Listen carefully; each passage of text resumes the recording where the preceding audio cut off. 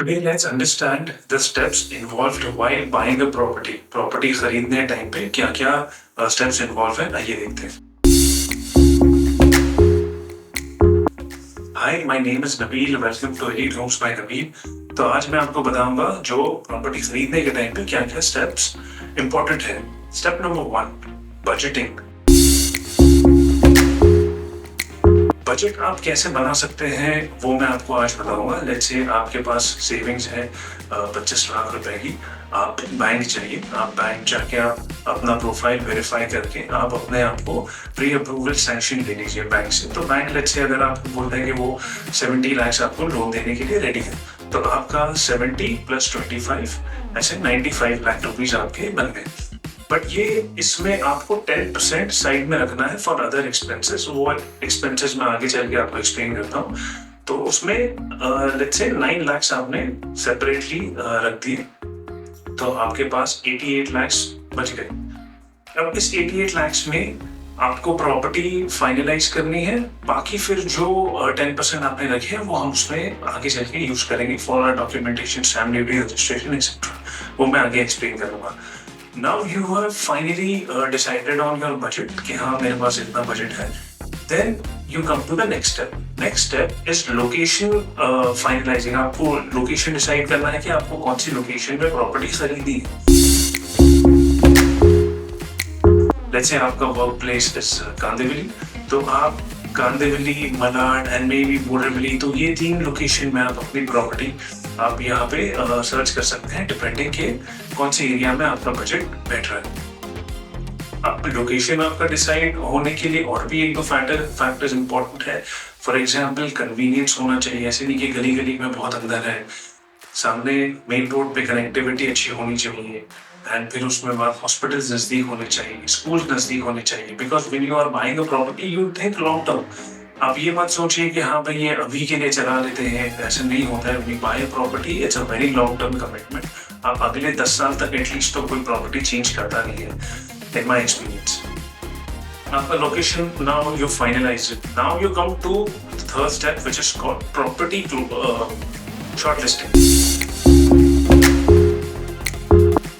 Property shortlisting आप कैसे करेंगे? आपका लोकेशन फाइनल हो गया, आपके पास बजट बन गया है. Now you start shortlisting. आप पहले फिर किसी ब्रोकर के पास या फिर आप ऑनलाइन भी ये देख सकते हो. You list down 10 properties and now you start visiting. अब आप देखिए कि कौन सी प्रॉपर्टी आपको पसंद आती है. आपने कई सारे घर देखे, कौन सा फ्लैट आपको पसंद आ रहा है, हायर फ्लोर पे है, शांत है, उसका फेसिंग क्या है, बना हुआ कैसे, एक्सेट्रा जो भी पॉइंट्स है. And sometimes it happens that the vibe matches.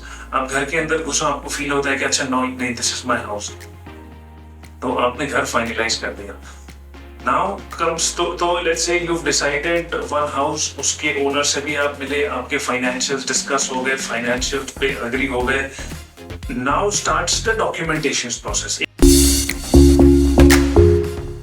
एक बार आपका फाइनेंशियल डिसाइड होगा ना ओनर के साथ में, आप ओनर को जो सेलर है आप उसको देंगे टोकन अमाउंट. टोकन अमाउंट देने के टाइम पर एक डॉक्यूमेंट साइन होता है. It is called MOU, which is like the basics of the deal. Payment schedule उसके अंदर मेंशन होता है. टोकन अमाउंट क्या था, रेस्ट अमाउंट कितना है, फिर लोन अमाउंट कितना है, वो पेमेंट सारे कभी तक आएंगी, रजिस्ट्रेशन की डेट क्या है, वो सारी डिटेल्स उस MOU में मेंशन होती है. वो MOU नॉर्मली रजिस्टर नहीं होता है, 100 रुपए के स्टैम्प पेपर पे बन जाता है. ये सारी चीज हो गई. Now you will have to pay stamp duty amount. अभी एग्रीमेंट आपका बनेगा. ऑफ कोर्स एग्रीमेंट आपका बनेगा, या तो एग्रीमेंट ऑफ सेल बनेगा अगर लोन है. अगर लोन नहीं है तो आपका सेल डीड बन जाएगा. सो दैट्स द डिफरेंट. ये लोगों को नॉर्मली पता नहीं होता है. एक बार आपका एग्रीमेंट रेडी हो गया, एग्रीमेंट के बाद में फिर आप उसके ऊपर स्टैम्प ड्यूटी पे करेंगे. स्टैम्प ड्यूटी अभी आई थिंक 6% है in Mumbai, and Thane Navi Mumbai side पे आई थिंक इट्स 7%. तो वो आप एक बार पहले चेक कर लेना पे करने से पहले. Once that amount is paid, फिर उसके बाद 30,000 रुपीज आपकी रजिस्ट्रेशन चार्जेस है. Now registration charges is 30,000 when the property value is more than 30 lakh. अगर 30 लाख से कम है तो वो 1% लगता है. अगेन ये चीज आप प्लीज ध्यान में रखिए.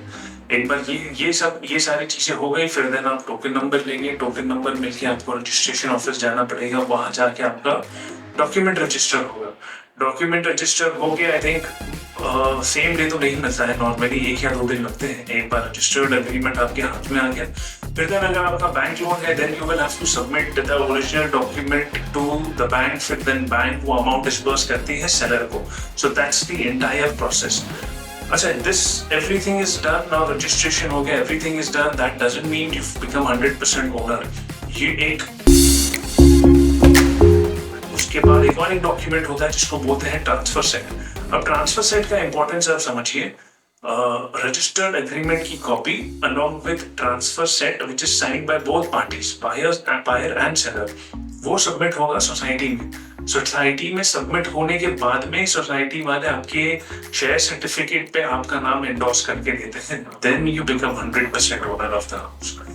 तो आई होप मेरा वीडियो आपको पसंद आया होगा। In case you have any queries you can comment and ask me, I will for 100% sure I will answer you back. और वीडियो पसंद आया तो आप शेयर करिए, लाइक करिए एंड सब्सक्राइब नहीं किया तो प्लीज आप वीडियो को सब्सक्राइब कर लीजिए।